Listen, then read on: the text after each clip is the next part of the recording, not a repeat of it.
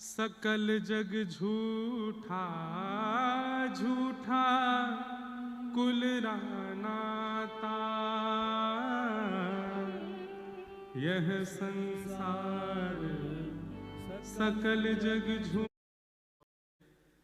खड़े थे रुक्मणी विठल, रात्रि का संध्या का समय, लाखों की तादाद में लोग दर्शन के लिए खड़े, और दूर श्री तुकाराम जी महाराज इतनी ही सभा को लेकर के कीर्तन गा रहे थे। खड़े खड़े ठाकुर जी हिलने लगे। बगल में खड़ी रुक्मणी जी बोली, क्या कर रहे हो? इतने सारे लोग दर्शन करने आए हैं आपके, मुझसे रुका नहीं जा रहा, क्या हो गया? वो तुकाराम कीर्तन कर रहा है, मेरा मन हो रहा है मैं जाके मैं भी नाच लूं वहां पे। रुक्मणी जी बोली, और इतने लाख लोग जो दर्शन करने के लिए आए ये कहां जाएंगे? बोले, इनकी व्यवस्था तो कुछ हो जाएगी, ये तो थोड़ी देर प्रतीक्षा भी कर लेंगे, पर मुझसे रुका नहीं जा रहा। मैं पूरे दिन खड़ा रहता हूं, कभी कुछ नहीं बोलता, आज मेरा मन हो रहा है कि मैं जाके थोड़ा नृत्य कर लूं।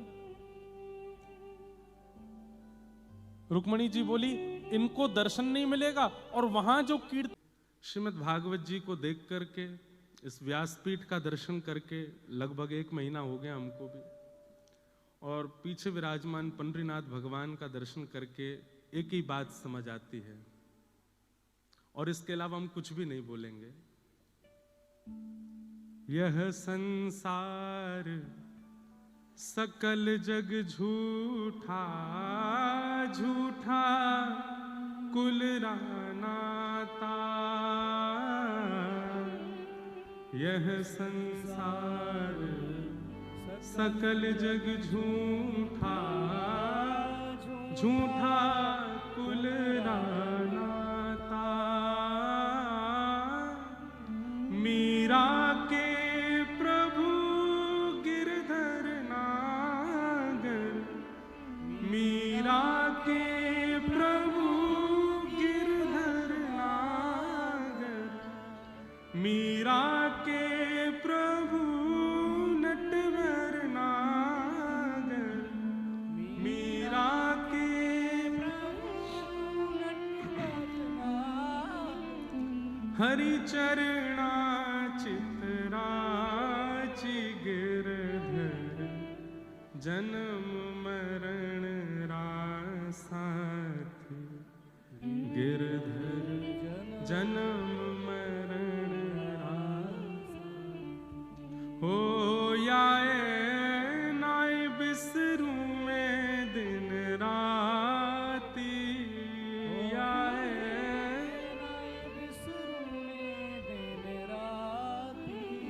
गिरधर जन्म मरण रासाथी, गिरधर जन्म मरण रासाथी।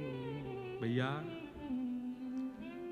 संसार में चाहे आप कितनी भी उपलब्धियों को प्राप्त कर लो, कितनी भी श्रेष्ठताओं को प्राप्त कर लो, और अब मैं कह सकता हूं कितनी भी कथाएं प्रवचन कर लो, ये संसार आपका कभी ना था, ना होगा, ना हो सकता है।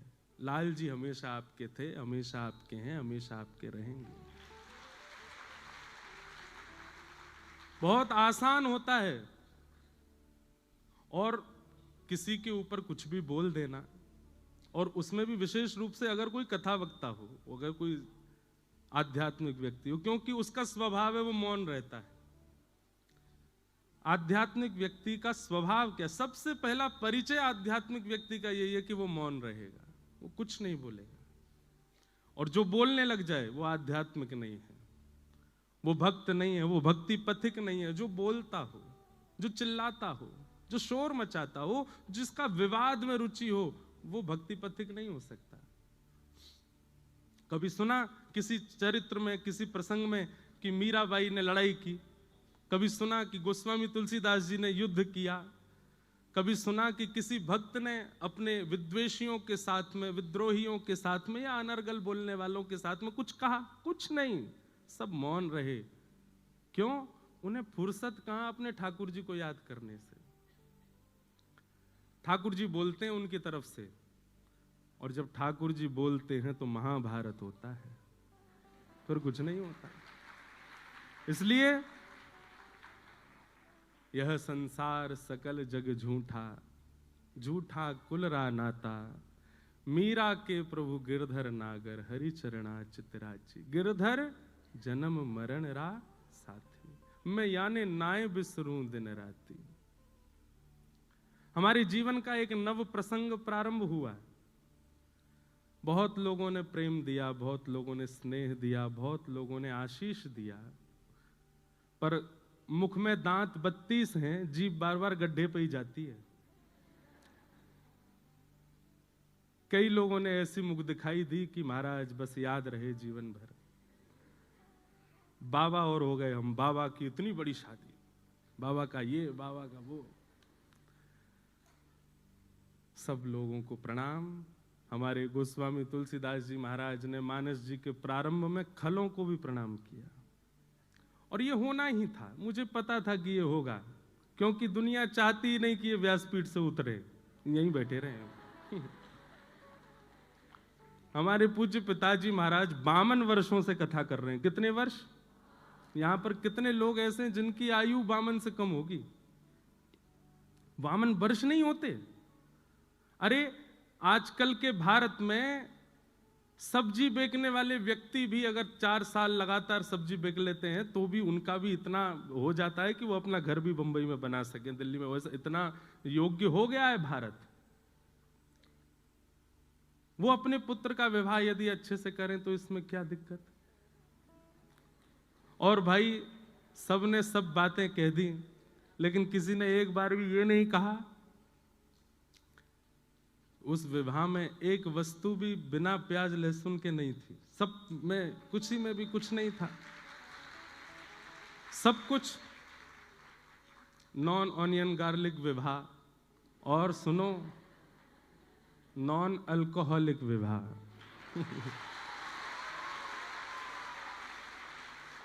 मुझे बहुत लोग बोले ये बोलना, वो बोलना, ये मत बोलना। ये मैंने कि मैं कुछ नहीं, कथा करने जा रहा हूं। भट्टी जी ने मुझको आमंत्रित किया है, पर ठीक है, बोलना तभी चाहिए जब साथ में कोई खड़ा हो। और मेरे पास मेरी भागवत जी हैं, इनके सानिध्य में आकर के मैं थोड़ा तो कुछ कह सकता हूं, नहीं तो अतिशय मौन भी दोष धारण करा देता है, दोष को प्रकट कर देता है। लोगों को कुछ भी दिखा, पर मुझे उसमें भी मेरा एक उद्देश्य था। भक्ति पथ पर हजारों लाखों बालक मेरे साथ चल रहे हैं, सबको लेकर के मैं चल रहा हूं। हमारे लाल जी को प्राप्त करने के लिए सबकी आवश्यकता है, माँ पिता बंधु बांधव, और एक गृहस्थी को जिस नव पड़ाव की आवश्यकता थी वह भी हुआ। परंतु सब समाज संसार के लोग हैं, सबको हम प्रणाम करते हैं, सबको हम वंदन करते हैं। आपसे हम प्रार्थना करते हैं, आप भी मौन रहना शुरू करो। भैया जीवन के 4 ही दिन बचे हैं, बहुत लंबा समय नहीं है हमारे पास में। एक दूसरे को पकड़ के नीचे गिराना, ये करना वो करना, उसकी निंदा स्तुति करने में समय निकल जाएगा। भगवत प्राप्ति कब करोगे फिर? अगर उसी बीच में प्राण निकल गए तो ठाकुर जी की प्राप्ति कैसे होगी? इसलिए सब विषय विकारों को छोड़ो, ठाकुर जी की सेवा में लगो, ठाकुर जी की सेवा भाव से करो। हमारा उद्देश्य, मैं तो पहले ही कहा है हमेशा, कि आप एक चूक करके तो देखो, चूक नहीं भी करो तो भी लोग आपको पकड़ेंगे। ये संसार का नियम है, स्वभाव है, स्वरूप है। और उसमें भी आध्यात्मिक व्यक्ति पर तो कीचड़ उछालना सबसे आसान होता है, क्योंकि उसका स्वभाव मौन होता है। इसलिए मौन रहिए, अपना हरिनाम कीजिए, भजन कीजिए, तैयार रहिए। जब व्यास जी नहीं बचे तो हम तो श्रोता हैं, हमको भी पकड़ा जा सकता है। तो इसलिए बस ठाकुर जी की नजरों में राजी रहो, बाकी संसार की नजरों में तो कभी राजी आप हो ही नहीं सकते, कभी आप अच्छे हो ही नहीं सकते। खूब प्रसन्नता से मुंबई कथा में महाराष्ट्र के भक्तों के चरित्र हम लोग सुनेंगे, भागवत की कथा होगी, और इतना आनंद लेना है, इतना आनंद करना है कि सभागृह की जो ये मंजिला है, एक तो बहुत सुंदर, मैं तो देख के ही आश्चर्यचकित हो गया। श्रोता सिर पे बैठे हैं व्यास जी के और इतने आनंद के साथ बैठे हैं। अच्छा है, व्यास जी नीचे रह गए, श्रोता ऊपर पहुंच गए हैं। हाँ, आशीर्वाद और दे रहे हैं व्यास जी को, ऐसी कथा सुनाते रहे। अच्छा है, आप सब लोग खूब भाव से कथा सुन रहे हैं। हमें तो ये लग रहा आज तो पहला ही दिन है और आज मंगलवार और है। अब भट्ट जी क्या करेंगे आप कल से तो और लोग आने वाले हैं। यहाँ जगह की कमी है, बाहर इतनी लंबी लाइन लग रही थी, मैं तो देख के ही हैरान। लेकिन अच्छा है, 7 दिन वो आनंद करना है जो इस साल में नहीं हुआ होगा, और वो मुंबई में करना है। हम वापस अपनी राह पर, जैसे कोई व्यक्ति अपने मार्ग पर चलता है, थोड़ी देर के लिए स्टॉपेज लेता है, चाय नाश्ता करके वापस गाड़ी में बैठ जाता है। तो 10 साल से हमारी गाड़ी चल रही थी भागवत जी की, 1 महीने का थोड़ा ये स्टॉपेज लेके अब हम दोबारा से आ गए। अब ये स्टॉपेज अंतिम श्वास तक आएगा ही नहीं। अब तो 20 जुलाई 2015 को हम व्यासपीठ पर बैठे थे, उसके बाद में पहली बार एक विश्राम इतना लंबे समय का अभी हुआ। पर आज 23 दिसंबर 2025 को हम बैठे हैं। अब तो ये अंतिम श्वास तक नहीं होगा विश्राम, अब तो ये चलता रहेगा। अब जो भी हमारे जीवन का होना था वो हो लिया, अब इससे ज्यादा कुछ होगा नहीं। तो अब तो बस लाल जी की राह पर हैं। आप सब लोग बस ऐसे ही आनंद से रहिएगा, खूब प्रसन्न रहो, खूब आनंद से रहो। अन्यस्य दोष गुण चिंतन माशु मुक्त्वा। भक्ति में सबसे बड़ी बाधा क्या है? आपका भजन नष्ट कब होता है? जब आपको किसी में दोष दिखने लगता है। और आपके भजन का फल क्या है? आपको दोषी में भी गुण दिखने लग जाए, ये आपके भजन का फल है। अत्यंत दोषी व्यक्ति, जिसके 100 लोगों ने आपसे बुराई कर दी, और वो व्यक्ति आपके सामने आए तो आपको उसमें भी गुण दिख जाए, ये स्वभाव पता किसका है? ठाकुर जी का है। हमसे ज्यादा अधम कोई नहीं, हमसे ज्यादा दोषी कोई नहीं, लेकिन हम जब भी ठाकुर जी के सामने जाते हैं वो हमारे दोष नहीं देखते हैं। हरि जी मोरे अवगुण चित ना धरो, हरि जी मोरे अवगुण चित ना धरो। ठाकुर जी अवगुण देखते भी नहीं। अगर ठाकुर जी का स्वभाव मेरे आपके जैसा होता अवगुण देखने का, तो सिद्धि विनायक मंदिर के कपाट कभी नहीं खुलते। गणेश जी बंद करके बैठ जाते, बोले ये योग्य ही नहीं है मेरे सामने खड़े होने के, नहीं दूंगा मैं दर्शन। यदि ठाकुर जी हमारे आपके जैसे स्वभाव के होते तो पंडरीनाथ भगवान के कभी दर्शन नहीं होते। हम मानव हैं, हमको दोषी दिखता है, और वो भगवान है, वो अत्यंत दोषियों में भी गुण देखते हैं। पूतना मारने के लिए आई थी। अहो वकीयम स्तन कालकूटम जिघांक्षया पाययदाप्य साध्वी लेभे गतिम धातृचितां ततोन्यम कम वा दयालुम शरणं व्रजेम।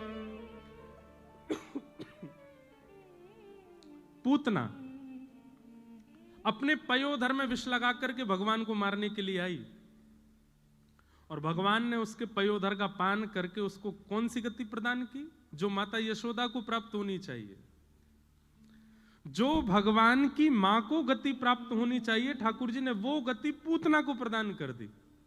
देवताओं ने ठाकुर जी से प्रश्न किया, आपने ऐसा क्यों किया? आपने पूतना में ऐसा क्या देखा जो उसको मातृगति प्रदान कर दी?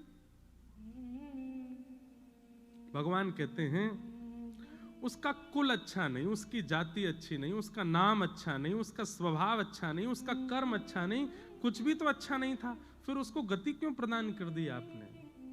तो भगवान कहते हैं उसकी मारने का तरीका हमको अच्छा लगा। जैसे माँ पयोधर पिलाती है, ऐसे पयोधर पिला के मारने आई थी, इसलिए हमको अच्छा लगा। देखो कैसे हैं ठाकुर जी, वो अत्यंत दोषी में भी गुण देखते हैं, और हम अत्यंत गुणवान में भी दोष देखते हैं।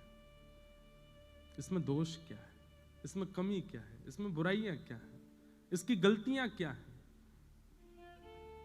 और यही हमारे भजन का सारा फल नष्ट हो जाता है। इसलिए मैं हमेशा से कहता आया हूं, ये आज की कथा में कह रहा हूं या अपने ऊपर कोई बात रख करके कह रहा हूं, नहीं, मैं प्रिपेयर्ड था कि मेरे पीछे पड़ेंगे लोग, मुझे पता था, मुझे पता था कि ये सब होना है, क्योंकि मैं कथा कहता हूं, और कथा कह नहीं रहा हूं, आपको नहीं सुना रहा हूं, मुझे स्वयं को भी सुनाता हूं।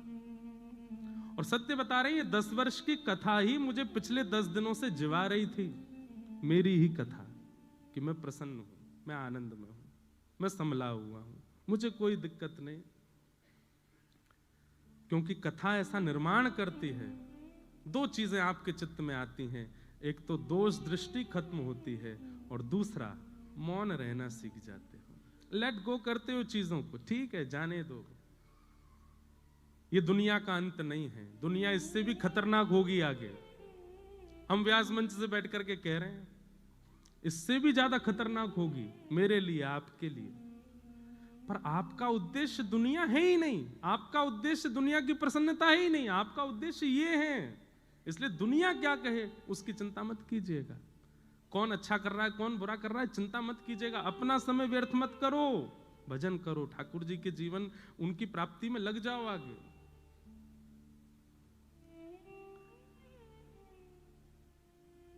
अन्यस्य दोष गुण चिंतन माशु मुक्त्वा, दूसरे में दोष मत देखो। पुणे के पास में एक गांव है, उसका नाम है पुरंदरपुर। क्या नाम है? वहां पर एक व्यक्ति रहते थे, उनका नाम था पुरंदर।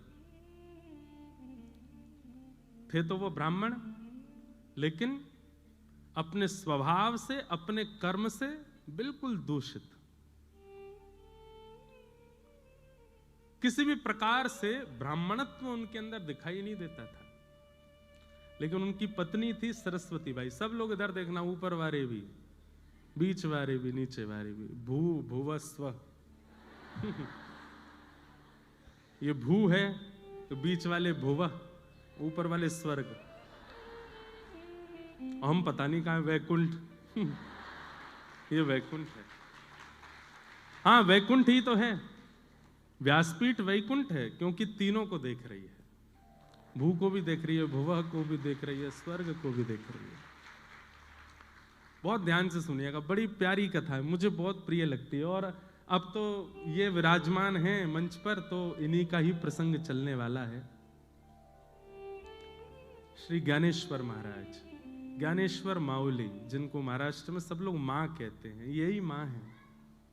और संत श्री तुकाराम जी महाराज, इन दोनों, पूरी दुनिया इनका कीर्तन करती है, ठाकुर जी का, जय जय राम कृष्ण हरि, पर ठाकुर जी इन दोनों का कीर्तन करते हैं। ज्ञानेश्वर माउली, ज्ञानोबा तुकाराम, ज्ञानोबा तुकाराम, ज्ञानोबा तुकाराम, इनका कीर्तन ठाकुर जी करते हैं।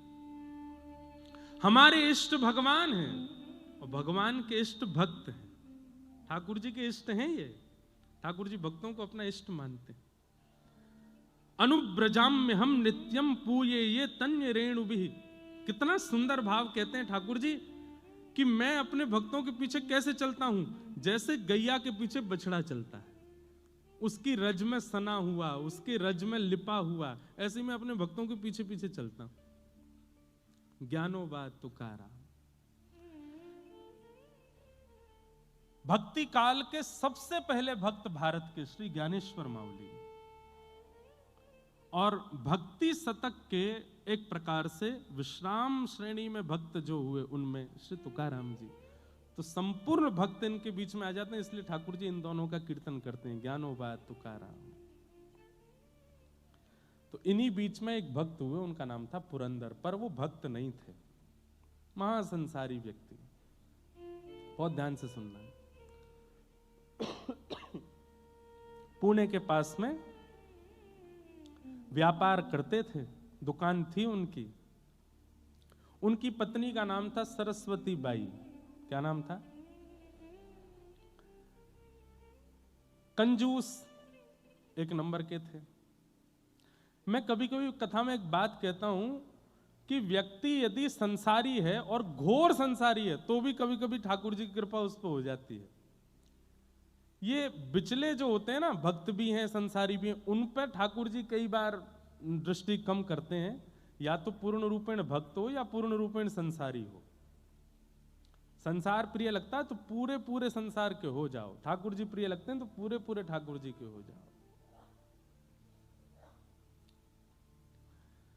तो पुरंदर जी जो थे ये पूरे पूरे संसारी थे, लेकिन इनकी पत्नी परम भक्त सरस्वती बाई। भगवान ने मन में विचार किया, न दान करता है, न पुण्य करता है, न किसी भी प्रकार की कोई सेवा करता है, बस ये पूरे दिन व्यापार करता है, धन कमाने में इसकी रुचि है, इस पर मुझको कृपा करनी है। न जाने कौन से गुण पर दया निधि रीझ जाते हैं, कौन से भाव पर रीझ जाए, क्या पता ठाकुर जी का। अच्छा, एक बात और मैं स्पष्ट कर दूं, महासंसारी तो है, महासंसारी है, लेकिन वैष्णव अपराध से बचा हुआ है तो ठाकुर जी की कृपा होगी। लेकिन महासंसारी है और वैष्णव अपराध भी करता है तो ठाकुर जी की कृपा नहीं होगी। ठीक है, संसार के विषय भोग विलास आदि सब में संलिप्त है, लेकिन अभी तक वैष्णव अपराध नहीं बना है उससे, तो हो सकता है कि ठाकुर जी की उस पर कृपा हो जाए। बंधुओं, भक्तों को किसी से नहीं डरना चाहिए सिवाय एक के, वैष्णव अपराध।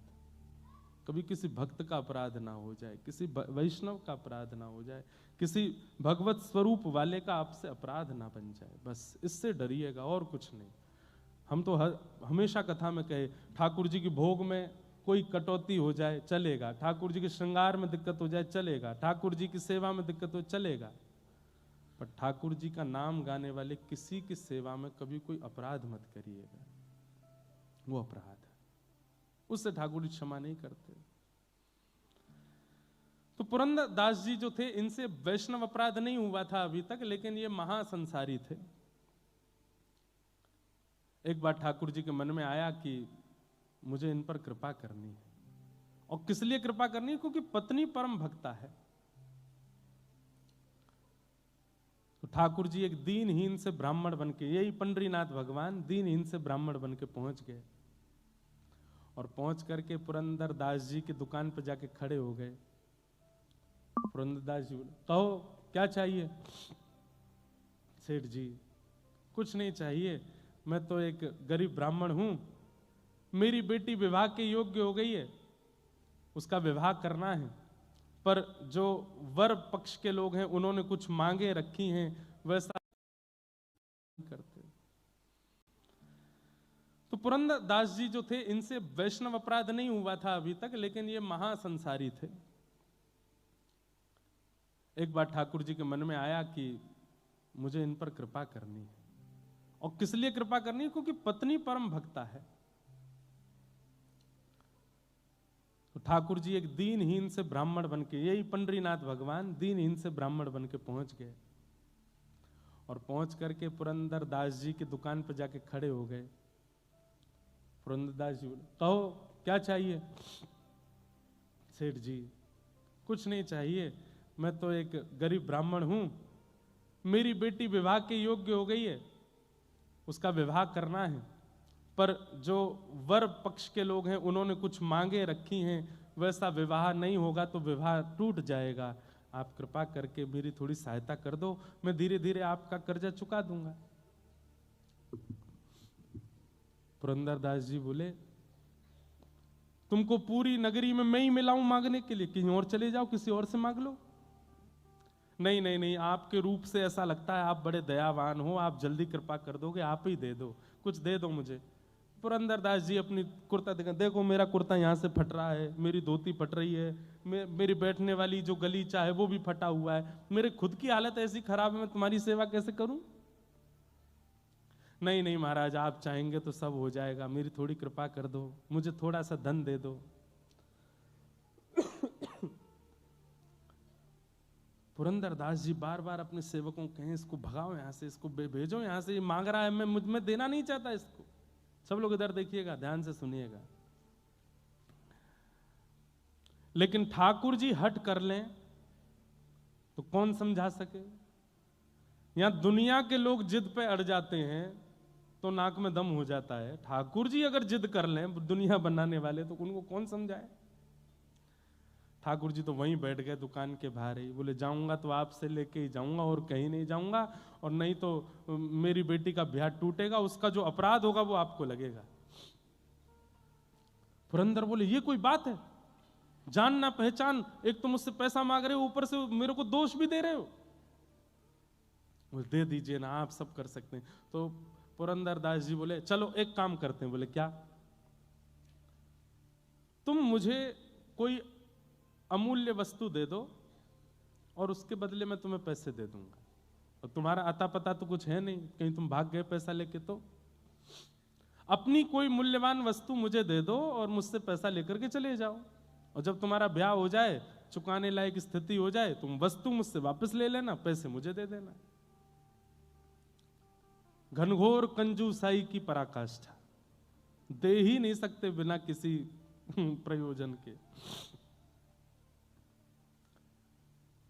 ठाकुर जी बोले मेरे पास तो कुछ भी नहीं है, मैं कहां से लेके आऊं? बोले तो भैया देखो अब मैं राजी हो गया हूं। हाँ भाई, नगर के लोग इकट्ठे कर लिए, देखो मैं इनको देने को तैयार हूं, पर मैंने एक शर्त रखी है, ये अपनी कोई वस्तु मुझे दे दें, बदले में पैसा ले जाएं, बेटी का ब्याह कर लें, जब चुकाने की स्थिति हो तब वापस अपनी सामग्री लेके मुझे पैसा दे जाएं, कोई बुराई है? संसार के लोग बोले नहीं नहीं बिल्कुल ठीक है भैया, इतना तो करना चाहिए। ठीक है भैया, मैं जाता हूं, कुछ लेकर के आता हूं। लेकिन भैया ये भगवान हैं, इनकी चतुराई के आगे किसी की नहीं चलती। ठाकुर जी बोले मैं अभी आता हूं कुछ लेकर के। बोले हाँ जाओ, लेके आओ। भगवान सीधे पुरंदर दास के घर पहुंच गए। घर में सरस्वती बाई बैठी थी, द्वार पर आकर के रोने लगे, गिरने लगे, सिर पटकने लगे। सरस्वती बाई तो परम भक्त थी, उसके अंदर तो दया आ गई, दौड़ करके आई, अरे अरे महाराज जी क्या कर रहे हो आप ऐसी स्थिति क्यों हो गई, इतने विचलित क्यों हो रहे हो, क्या बात है बताइए। पूरी बात बताइए। मेरी बेटी का ब्याह है, मैं पैसे लेने आपके पति के पास गया हूं, उन्होंने देने से बिल्कुल मना कर दिया। मैं दूसरी जगह गया, वहां भी मना कर दिया। मैं तीसरी जगह गया, मैं पूरे नगर में घूम गया। लेकिन फिर ठाकुर जी एक बात बोले, ये नहीं कहा आपके पति, ये कहा एक राजी हो गया देने को, लेकिन उसने कहा है बदले में कोई वस्तु दो और पैसा ले जाओ। मैं कहां से कोई वस्तु दूं? मेरी बेटी का ब्याह है, कुछ कृपा करो, आप कोई वस्तु मुझको दे दो। सरस्वती बाई बोली कि मेरे पति इतने कंजूस हैं कि मेरे सारे गहने भी तिजोरी में रखते हैं, मैं क्या दूं आपको। लेकिन भक्त का एक स्वभाव होता है, वो किसी के नेत्रों के आंसू देख करके पिघल जाता है। संत हृदय नवनीत समाना, संत का हृदय, भक्त का हृदय मक्खन के जैसा होता है, दूसरे के ताप से पिघल जाता है। सरस्वती बाई देख नहीं पा रही थी जिस विचलनता में वो व्यक्ति था। अपनी नाक में केवल एक कांटा जैसा पहना था सोने का, तुरंत उसको निकाल करके कहा मेरे पास में यही है और कुछ भी नहीं है, अगर इससे आपकी बेटी का ब्याह तो नहीं हो पाएगा पर थोड़ी सहायता तो हो जाएगी, मैं ये आपको दे देती हूं, आप ले जाओ। भगवान बड़े प्रसन्न हो गए, जय हो जय हो, ठीक है, ऐसी थोड़े थोड़े बूंद से ही सागर भर जाएगा, गागर भर जाएगा, आपने थोड़ा दे दिया, कोई और दे देगा, लाइए दे दीजिए। नाक का वो सामग्री उतार करके दे दी। ठाकुर जी लेकर के सीधे पुरंदर दास के पास ही पहुंचे। तुमने कहा था कि कोई वस्तु दे दो, उसके बदले तुम पैसा दोगे, लो वस्तु, लाओ पैसा दो। पुरंदर दास ने जैसे ही देखा, ये तो मेरी पत्नी का ही नाक का काटा है, तुम कहां से लाए? बोले इससे तुमको क्या, तुमने कहा था कि वस्तु दो और धन ले जाओ, वस्तु दे दी, अब धन दे दो। भैया ठाकुर जी ठाकुर जी जैसा स्क्रिप्ट राइटर नहीं देखा मैंने। आपकी बंबई नगरी में एक से एक राइटर होंगे, एक से एक प्रोड्यूसर, डायरेक्टर, स्क्रिप्ट राइटर होंगे, बट ठाकुर जी जैसा कोई नहीं है। हम आप सबकी स्क्रिप्ट इतनी खतरनाक लिख रखी है उन्होंने, कल क्या हो जाए पता नहीं, कुछ पता नहीं है, कब कहां किसके कैसे मोड़ देते हैं। जय हो। ये डायरेक्टर हैं, ये प्रोड्यूसर हैं,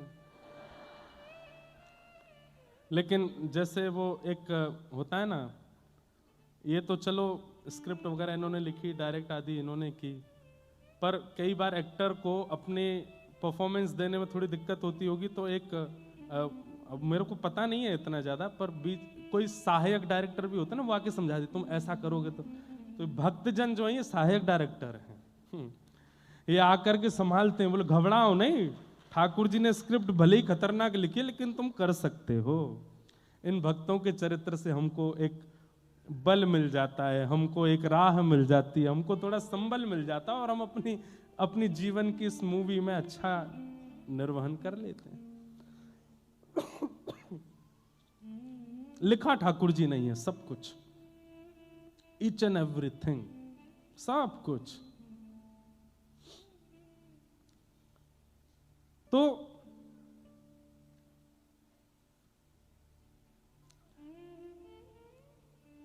ठाकुर जी पहुंच गए, वो नाक की बाली दे दी, नाक का कांटा दे दिया, बोले लो वस्तु लो, पैसा दो।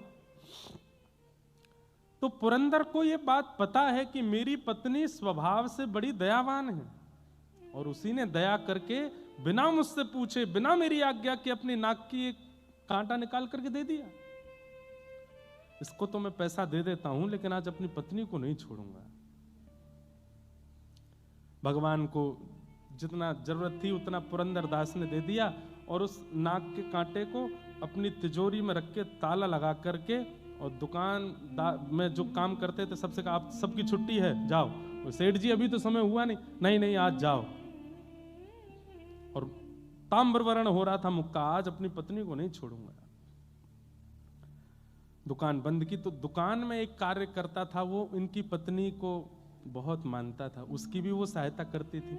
वो दौड़ करके पहले ही पहुंच गया, बोले मां आप अपनी रक्षा कर लीजिए। क्यों, आपकी नाक का कांटा कहाँ है? बोले वो एक दीनहीन सा ब्राह्मण आया था, उसकी बेटी के ब्याह के लिए कुछ मांग रहा था, मुझ में कुछ था नहीं, मैंने दे दिया। बोले उसने जाके आपकी नाक का कांटा ही पुरंदर दास जी को देके पैसा ले लिया। अब वो आपके ऊपर आ रहे हैं, बड़े रोष में हैं और कुछ करने की स्थिति में हैं। मां आप अपनी रक्षा करना। सरस्वती बाई घबरा गई। घर में चित्र लगा था श्री पंडरीनाथ भगवान का, चरणों में प्रणाम किया। मैंने कुछ अपराध नहीं किया, केवल वैष्णव भक्त की सेवा की, और उसके फल में अगर पतिदेव मारने के लिए आ रहे हैं तो मैं अपने पति को रोष युक्त नहीं देख सकती। मैं पतिव्रता नारी हूं, मैं अपने पति को सदा प्रसन्न मुद्रा में देखना चाहती हूं, मैं अपने पति को सदा आनंद मुद्रा में देखना चाहती हूं। वो उठा करके मुझ पर कुछ प्रहार करें, ये उनका राक्षस स्वरूप मैं देख नहीं पाऊंगी, मुझसे देखा नहीं जाएगा। लेकिन वो मानेंगे नहीं, वो आकर के मुझ पर प्रहार करेंगे, मैं उनको उस रूप में नहीं देखना चाहती। इसलिए पंडरीनाथ, आत्महत्या करना वैसे तो महापाप की श्रेणी में आता है, पाप नहीं महापाप। 2000 वर्ष के लिए नरक योनि और कितने हजार वर्षों के लिए प्रेत योनि प्राप्त होती है उसको, जो इस प्रकार से आत्महत्या करे। आत्महत्या करना वैसे तो महापाप है, पर मैं अपने पति को इतने रोष में नहीं देख सकती, इसलिए मैं आत्महत्या कर रही हूं। और विष लेकर के अपने मुख की ओर जैसे ही लेने लगी, नेत्रों से आंसू, सामने पंडरीनाथ भगवान का चित्र है, और बार बार कह रही है पंडरीनाथ मुझे क्षमा कर देना, मुझसे अपराध, मैंने अपराध नहीं किया, लेकिन मैं अपने पति को ऐसे नहीं देख सकती। जैसे ही विषपान करने लगी, इतनी खन्न से आवाज हुई, ऊपर से ठाकुर जी के चित्रपट के पास से ही वो नाक का कांटा आकर के कटोरी में गिरा, और जैसे ही वो कांटा कटोरी में आकर के गिरा, इतने में ही पति का आना हुआ। पति ने आकर के किवाड़ बंद करी, ढूंढने लगा कोई सामग्री मिले मुझे, और कुछ हाथ में लेकर के खड़ा हो गया सामने। ए सरस्वती बाई जी, तेरे नाक का कांटा कहां है, जल्दी दिखा मुझे। उसने तुरंत कटोरी में जो विष था उसमें हाथ डाल करके निकाला और दिखा दिया। बोले ये है। पुरंदरदास बोले इधर दिखा। देख करके देखा तो वही कांटा था। बोले असंभव, ये हो ही नहीं सकता, ये तो मैं अपनी तिजोरी में रख करके ताला लगा करके आया हूं, तेरे पास कैसे आ गया। रुक, यहीं रुक, मैं अभी आता हूं। दौड़ करके अपनी दुकान पर फिर से गए, दुकान खोल करके तिजोरी खोल करके देखा तो कांटा वहां नहीं था। लौट करके आए, ये कैसा जादू सीख के आई है तू, वो कांटा मेरे पास मैंने बंद करके रखा, तेरे पास दोबारा कैसे आया, और ये सब व्यवस्था कैसे बनी, मुझे जल्दी बता। नेत्र भर गए आंसुओं से और चरण पकड़ करके बोली सब पंडरीनाथ की कृपा है। एक विरक्त एक परम ब्राह्मण मेरे द्वार पर आके रोने लगा, मैंने उसको दिया, मुझे पता चला कि उसने वो कांटा जाके आपको दिया और आप रोष में मुझे मारने आ रहे हैं। मैं आपको उस रूप में नहीं देखना चाहती थी, इसलिए विष पान कर रही थी, पंडरीनाथ के सामने रो रही थी कि हे पंडरीनाथ, मैं अपने पति को ऐसे नहीं देख सकती, मैं आत्महत्या कर रही हूं। उसी समय पता नहीं कहां से ये कटोरी में गिर गया। मुझे तो ऐसा लगता है वो ब्राह्मण कोई और नहीं थे, वो साक्षात पंडरीनाथ ही थे। मुझे और आपको अपने चरणों में लगाने के लिए, स्वीकार करने के लिए, अंगीकार करने के लिए ये पूरी लीला की थी। पुरंदरदास के नेत्र बंद हो गए और वो छवि दिखने लगी। कैसे मेरी दुकान पर आकर के बार बार कह रहे थे कि धन दे दो, मेरी बेटी का ब्याह है, उसके लिए थोड़ी सेवा कर दो। वो स्वरूप बार बार दिखे, और जो वृद्ध ब्राह्मण का स्वरूप था वो नेत्रों में अब वृद्ध ब्राह्मण नहीं दिख रहा है, सांवरे सलोने ठाकुर जी ही दिख रहे हैं कि वही द्वार पर खड़े थे, वही मांग रहे थे, वही बार बार जिद कर रहे थे। पुरंदरदास रोने लगा, पत्नी का हाथ पकड़ा, देवी अभी चलो। बोले कहां? बोले पंढरपुर चलो। उसी समय अपनी पत्नी के साथ घर बार सब छोड़ करके पंढरपुर चले गए, और ईंट पर खड़े हुए अपनी भुजा पर हाथ रख करके श्री पंडरीनाथ भगवान के सामने जाकर के पुरंदरदास ने अपने जीवन का शेष समय ठाकुर जी को अर्पित कर दिया। ठाकुर जी के जीवन के अर्पित हो गए। कान पकड़ के क्षमा मांगी, नाथ मुझे क्षमा कर दो, मैंने अपराध किया।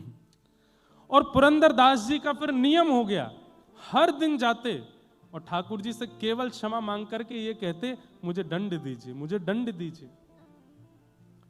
जितना मेरी दृष्टि में मुझे समझ में आया, अधिक भी हो सकते हैं। भगवान से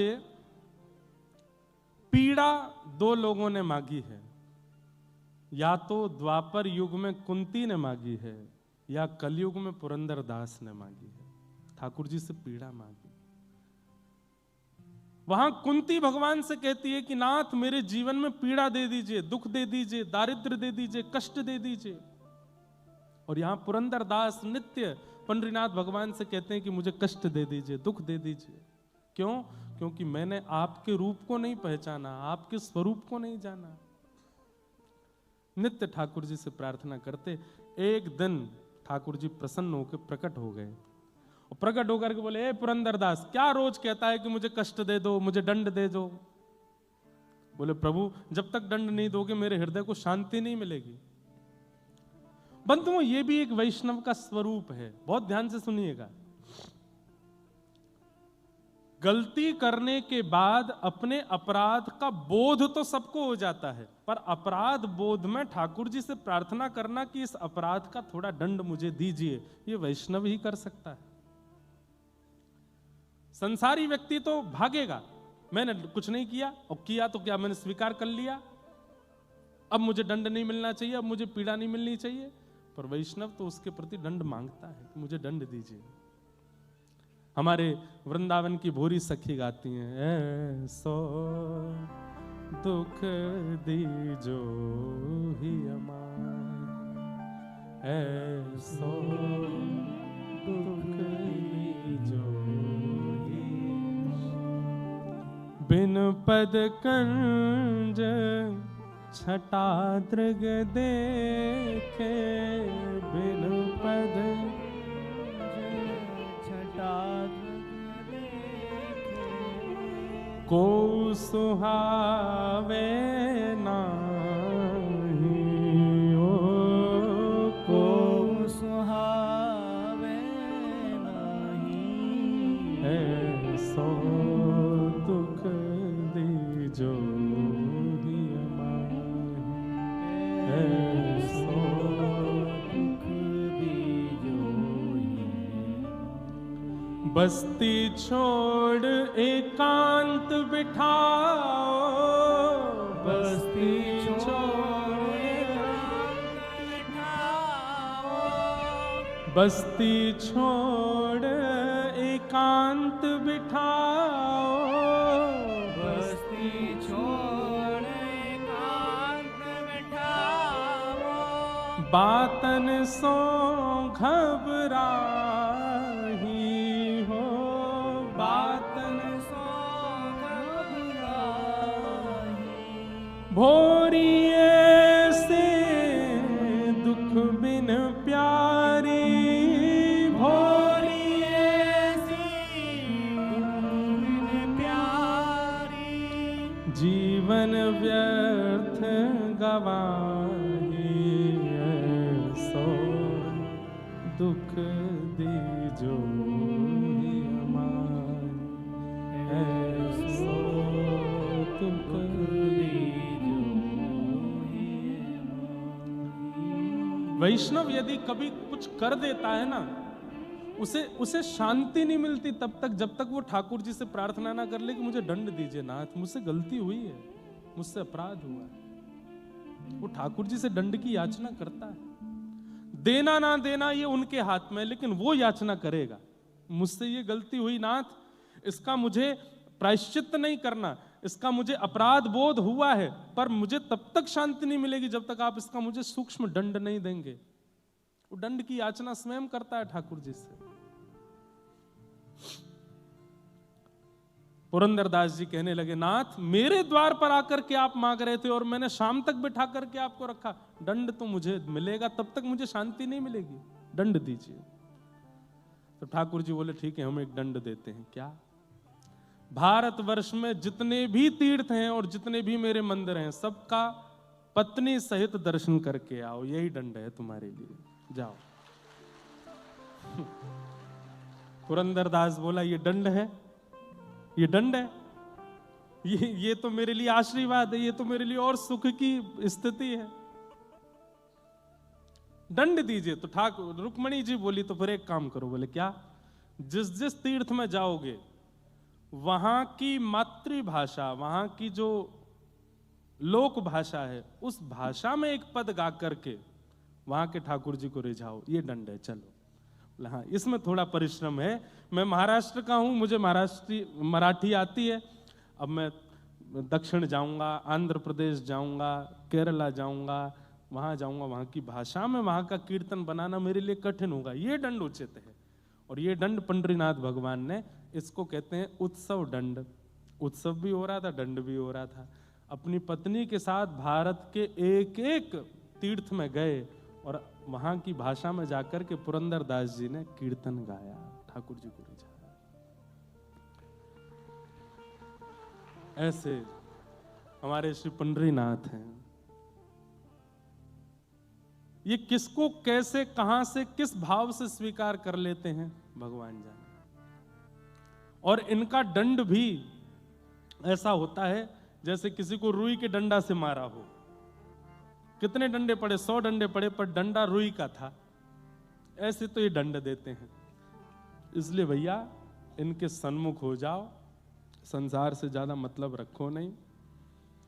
हमारे ऊपर तो एक आरोप और लग गया है, दुनिया को बोला मोह माया से दूर, खुद की ऐसा ब्याह किया।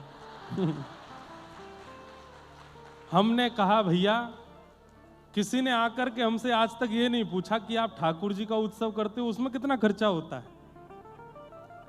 आप इतनी बड़ी बड़ी कथाएं करते हैं, अपनी जेब से कितना कुछ कर देते हैं, कभी कोई नहीं आया पूछने के लिए। हमारे लाल जी का उत्सव होने वाला, बरसाना आके देखना, कोई नहीं पूछेगा। वहां तो हमारी जेब फटफटा जाती है, तब कोई नहीं पूछेगा। लेकिन भाई संसार के लोग बड़े संसारी ही हैं भैया, सबको प्रणाम है, ज्यादा हमें कुछ कहना वेना है नहीं। प्रसन्न रहो, लेना ना देना, मगन रहना, आनंद में रहो। लाल जी का ब्याहुला है 11 से 15 जनवरी तक।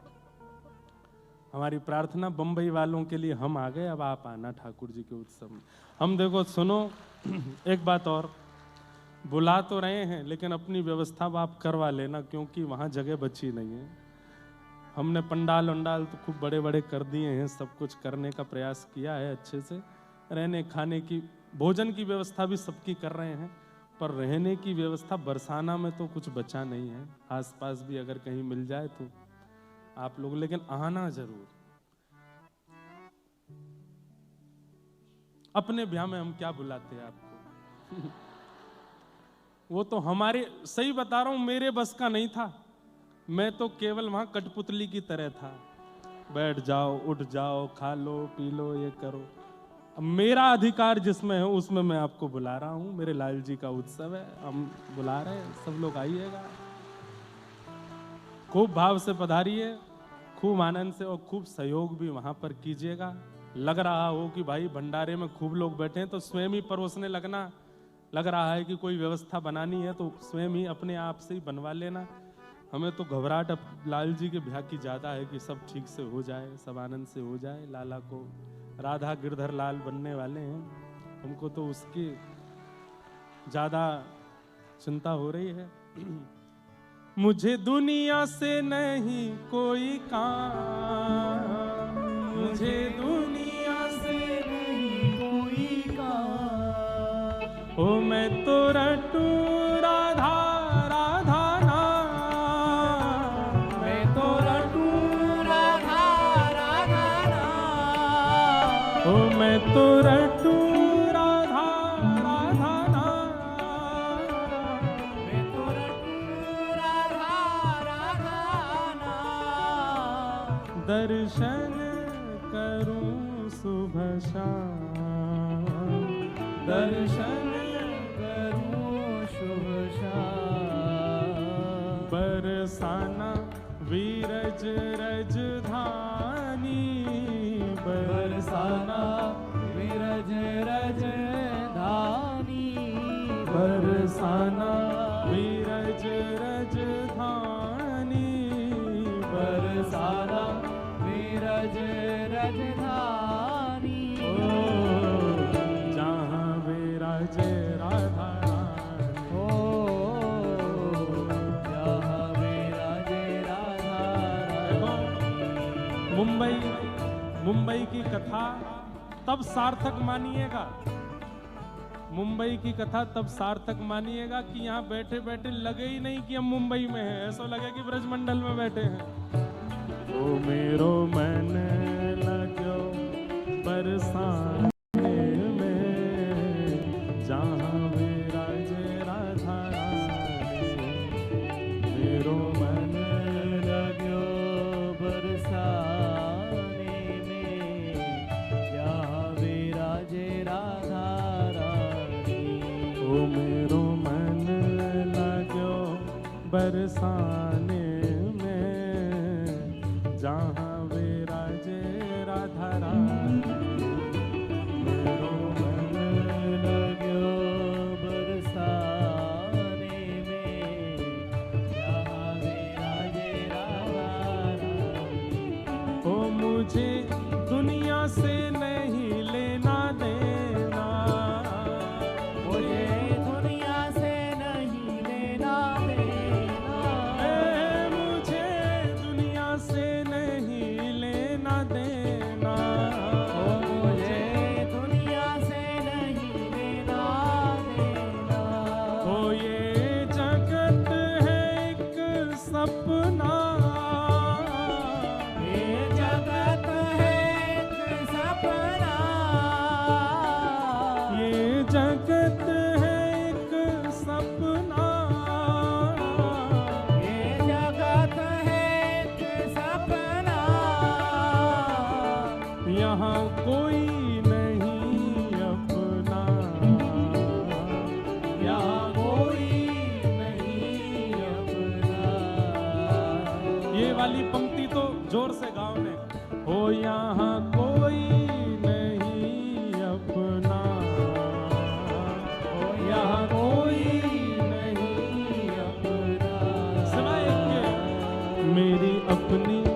वृषभानु दुलारी, मेरी अपनी वृषभानु दुलारी, ओ मेरी अपनी वृषभानु दुलारी, मेरी अपनी वृषभानु दुलारी, हे वृषभानु दुलारी, वृषभानु दुलारी, वृषभानु दुलारी, वृषभानु दुलारी, मेरी श्यामा प्यारी, मेरी श्यामा प्यारी, बरसाने वाली, बरसाने हे वाली, वृषभानु दुलारी, वृषभानु दुलारी, वृषभानु दुलारी, मेरी अपनी वृषभानु दुलारी, मेरी अपनी वृषभानु दुलारी, ओ जहाँ विराजे राधा राम, जहाँ विराजे ओ मेरो मन लागो बरसाने में, जहाँ विराजे राधा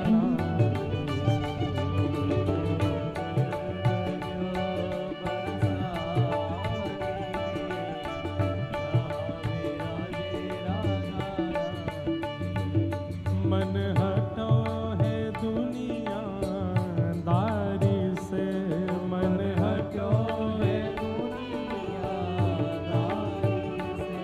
मन हटो है दुनिया दारी से, मन हटो है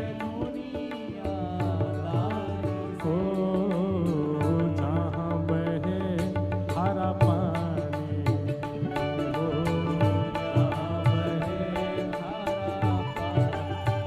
ओ मेरो मन लगो बरसाने में, जहाँ मेरा जे राधा रानी, ओ मन लगो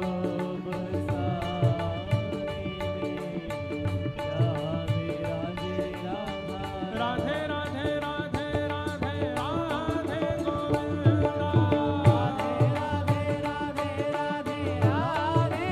गोविंदा, ऊपर वाले कूदना नहीं ज्यादा जोर से, नीचे वाले तो ठीक है, कहीं पता चलेगी इतनी, वैसे तो मजबूत होगा, कहीं आप नीचे नहीं आ जाओ, उस भाव से रहिएगा। राधे राधे राधे राधे राधे गोविंदा,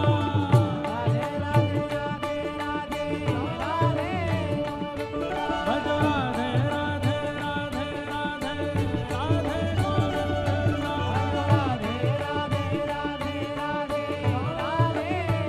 हे भजो राधे गोविंदा, भजो राधे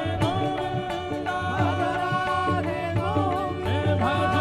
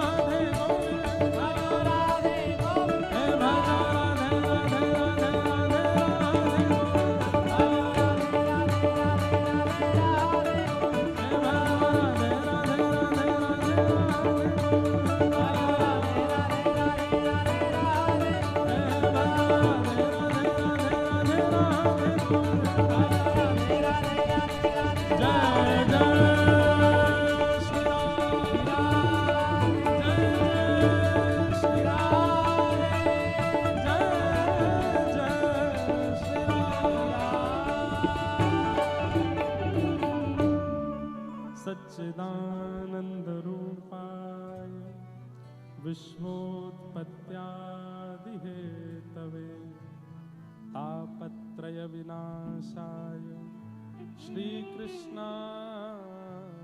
वयं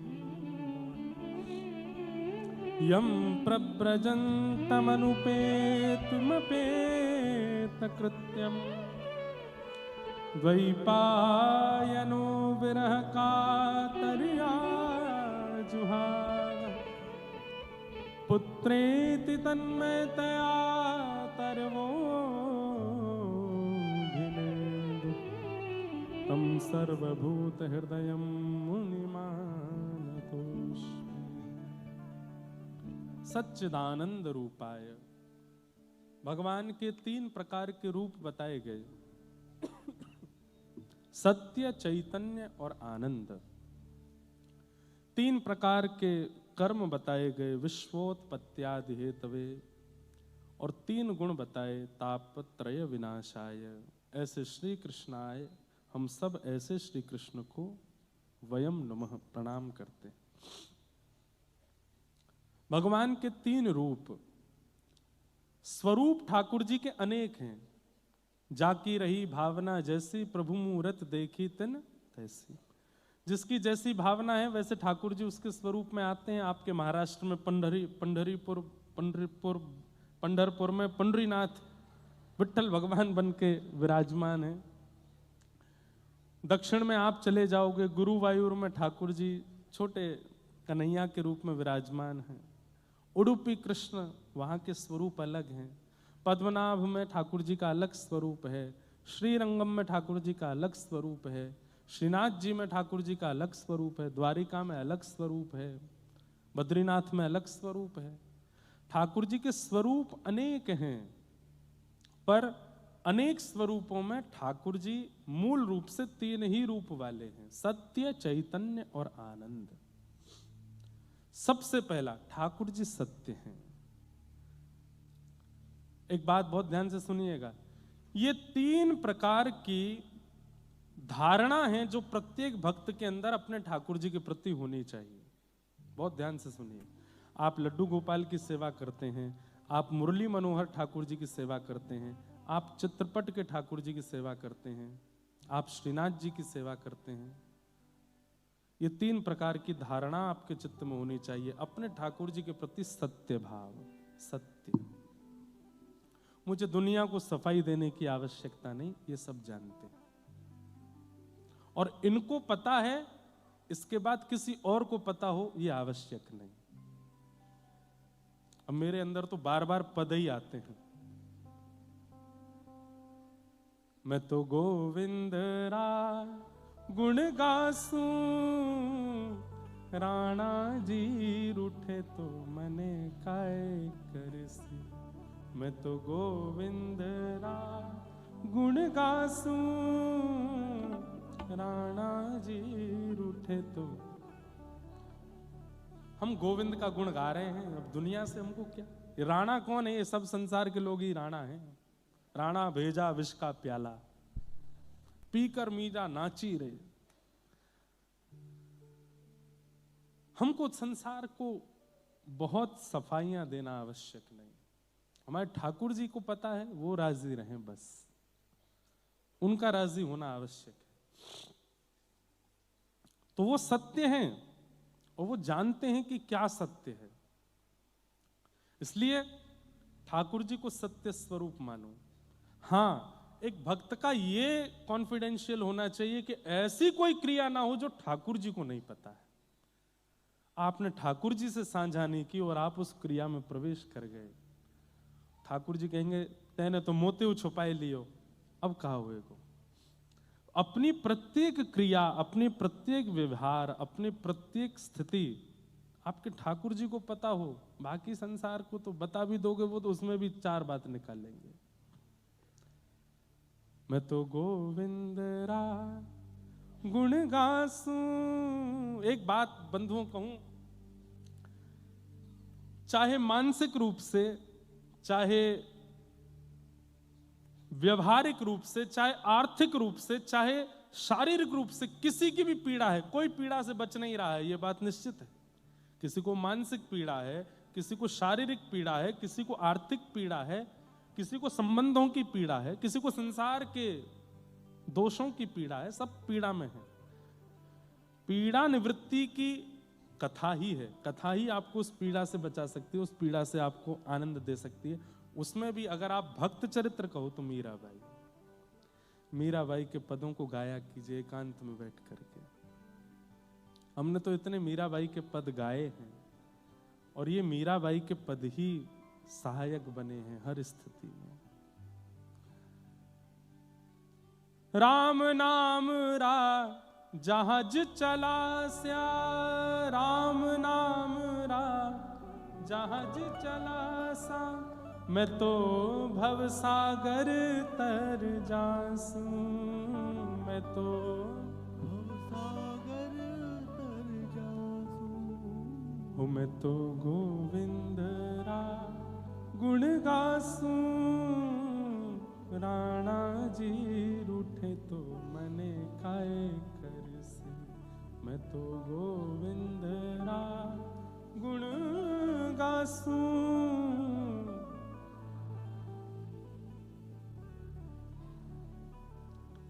यह संसार बाढ़ का कांटा, यह संसार बाढ़ का कांटा, मैं या संगत नहीं जासू, मैं या संगत नहीं जासू, मीरा के प्रभु गिरधर नागर, मीरा के प्रभु गिरधर नागर, मीरा के प्रभु गिरधर नागर, मीरा के प्रभु गिरधर नागर, मैं तो हरस हरस गुण गासू, मैं तो हरस हरस गुण गासू, मैं तो गोविंद रा गुण गासू, राणा जी रूठे तो मने काए करसी, मैं तो गोविंद रा गुण गासू, राणा जी रूठे। भैया नारायण कवच याद कर लीजिए, राम रक्षा स्तोत्र याद कर लीजिए, गजेंद्र मोक्ष याद कर लीजिए, क्योंकि विषम परिस्थिति में इनके पाठ से ही आपके चित्त को शांति मिलने वाली है।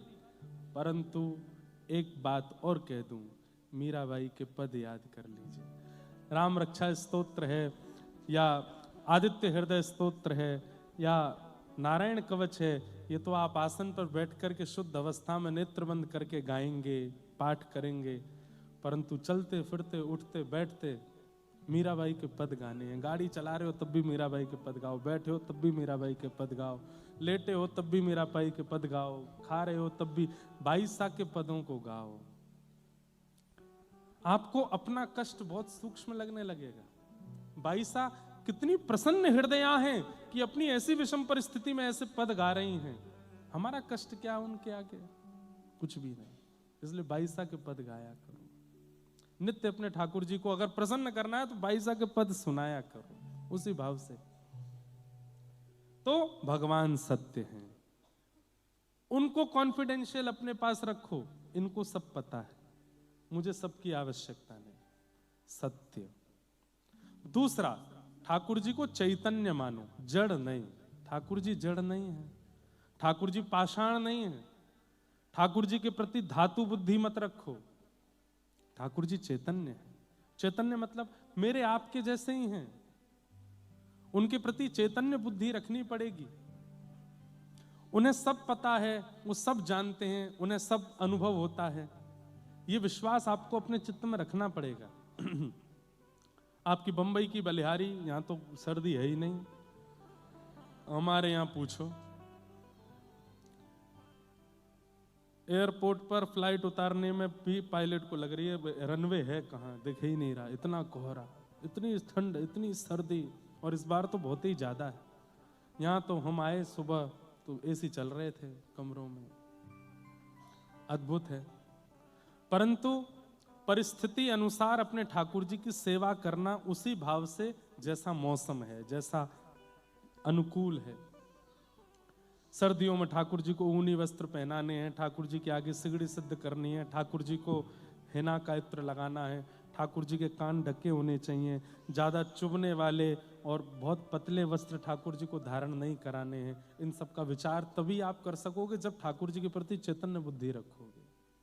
अगर उनके प्रति आपकी धातु बुद्धि है, उनके प्रति पाषाण बुद्धि है, तो आप ठाकुर जी को कुछ भी पहनाओगे, कुछ भी खिलाओगे। लेकिन उनके प्रति आपकी चेतन, जैसे सामान्य सी बात है, माँ अपने पुत्र के प्रति उसको सिखाना नहीं पड़ता, वो अपने आप सीख जाती है। रो रहा है, माँ को पता चल जाता है इसके कान में दर्द हो रहा होगा, इसको भूख लग रही होगी, इसको प्यास लग रही होगी, इसको नींद आ रही होगी। कैसे पता चल जाता है माँ को? अभी तो जन्म दिया आपने, आपको कैसे पता? वो तो बोल भी नहीं रहा, तो आपको कैसे पता कि उसको क्या हो रहा है? क्योंकि आप मन, बुद्धि, आत्मा सबसे उसको अपना मान चुके हो और आपके चित्त में ये भावना है कि ये चैतन्य है। इसलिए उसकी प्रत्येक प्रतिक्रिया आपको संकेत कर देती है कि मेरी ये आवश्यकता है, इसको पूरी करो। और मां करती है और वो शांत भी हो जाता है। ठाकुर जी के प्रति हम लोग असमंजस में क्यों रह जाते हैं?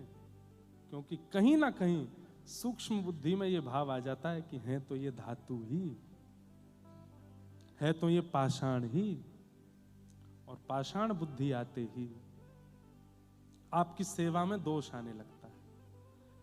आज तक भी अगर पाषाण बुद्धि रखिए तो अब मत रखिए, अब सुधार कर लीजिए। अब उनके प्रति वही बुद्धि रखो, वही भाव रखो जो एक चैतन्य व्यक्ति के प्रति होता है। सेवा अपने आप होने लगेगी। तो ये 3 धारणा मैं बता रहा हूं जो प्रत्येक भक्त के चित्त में होनी चाहिए। पहली, सत्य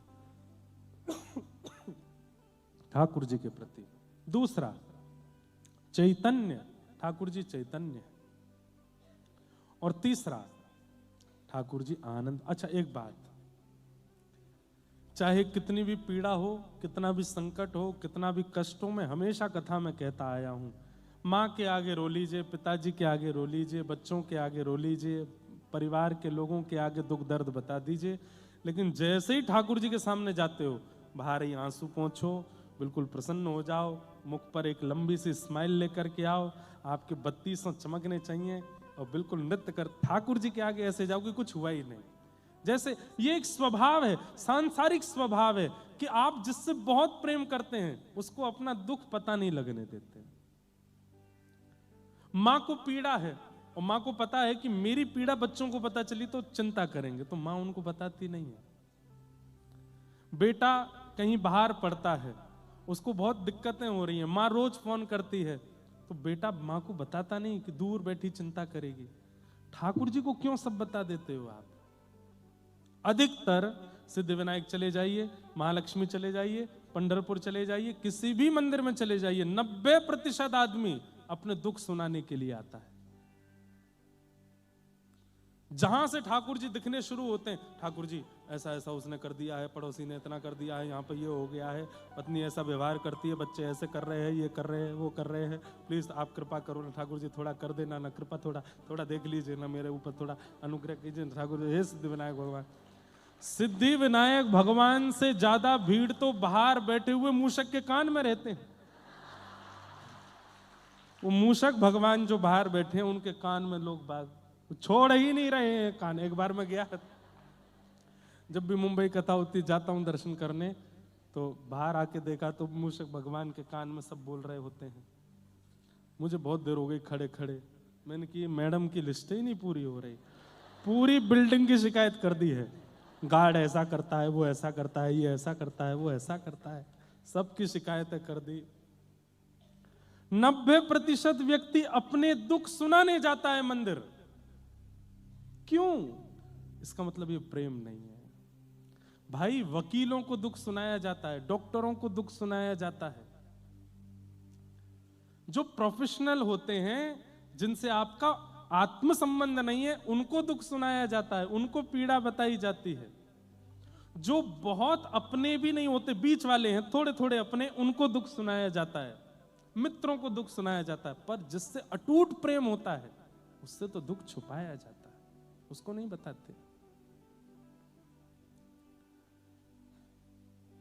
मैं तो कहता हूं ठाकुर जी के आगे ऐसे मत जाओ, आज से ये बदल दीजिए नियम। सिद्धि विनायक जाइएगा, हर बार मूषक के कान छोड़े ही नहीं थे आपने, इस बार पकड़ना ही नहीं, और पकड़ो भी तो ये कहना आप और गणपति जी आनंद में रहो, बस यही चाहिए और कुछ नहीं। आप प्रसन्न रहो, खूब बढ़िया प्रेम से सुबह शाम मोदक पाया करो, खूब आनंद में रहा करो और कुछ नहीं। हम आनंद में, हम प्रसन्न हैं। भले ही आज सुबह भोजन नहीं मिला है आपको, फिर भी ठाकुर जी से कहो हम प्रसन्न हैं, आपकी रजा में राजी है नाथ।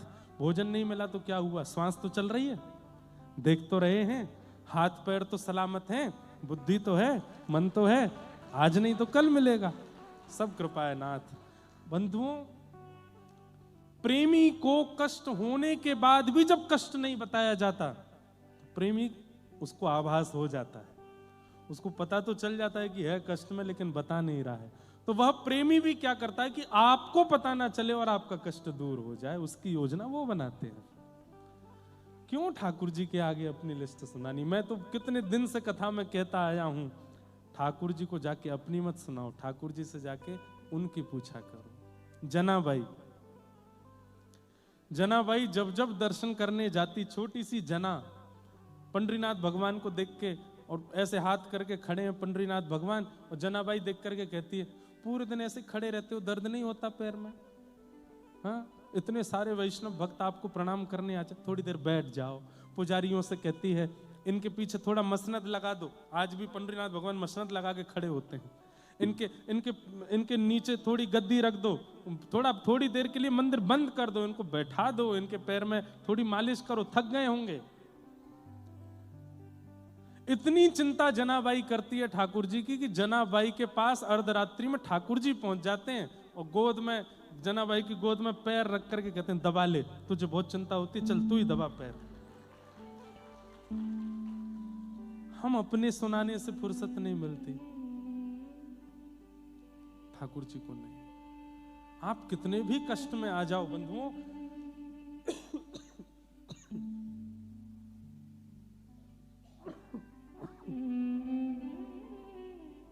मत कहिए। मुझे बहुत लोगों ने बहुत कुछ कहा, ऐसा करो, ऐसा करो, ये करो, वो करो। हमने कि लाल जी बैठे हैं हमारे, सब आनंद है, क्या कितनी क्रियाएं करूं?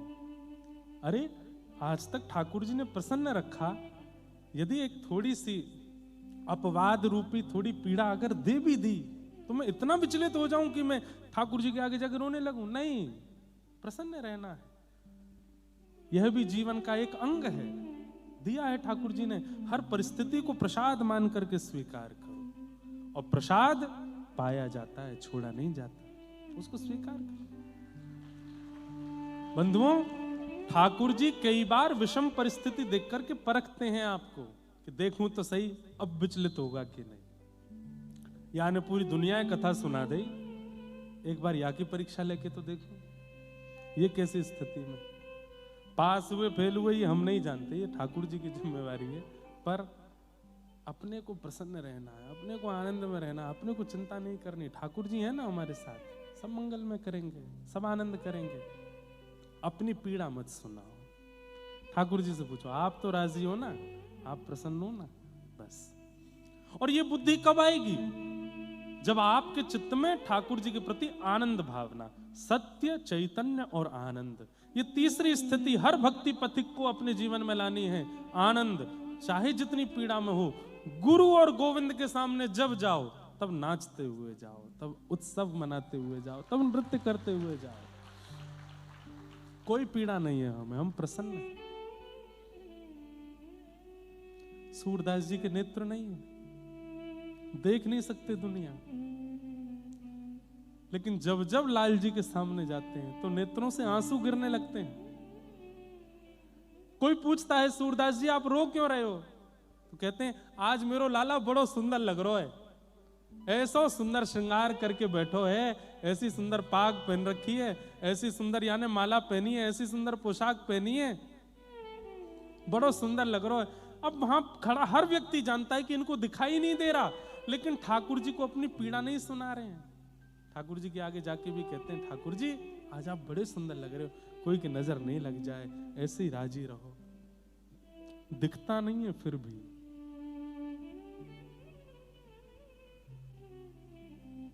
हम भी ऐसे ही बन जाए, अपनी पीड़ा नहीं, ठाकुर जी के सामने प्रसन्न रहो। सत्य, चैतन्य और आनंद, इन 3 भावों को धारण करो। ठाकुर जी के प्रति सत्य, उनको बताओ।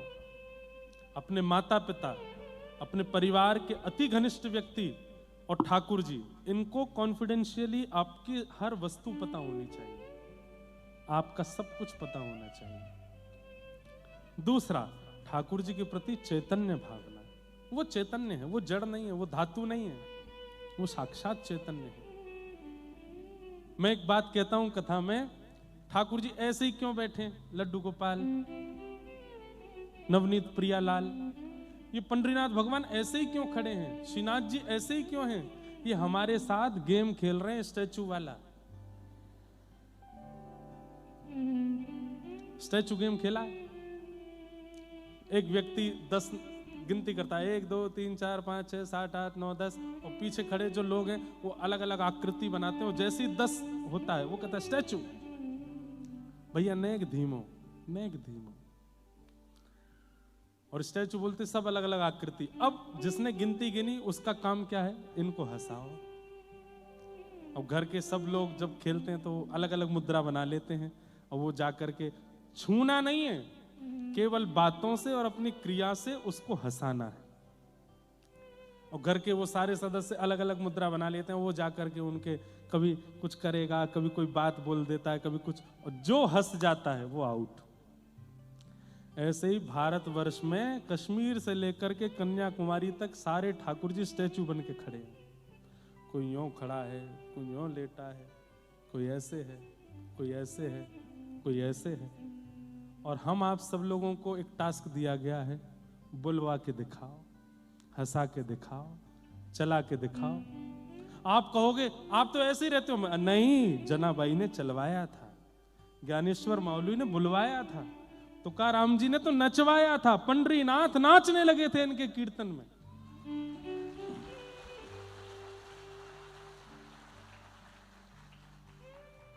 अबीर गुलाल उधरी तरंग, नाथा घरे नाचे माझा सखा पांडुरंग। नाचने लगे पांडुरंग।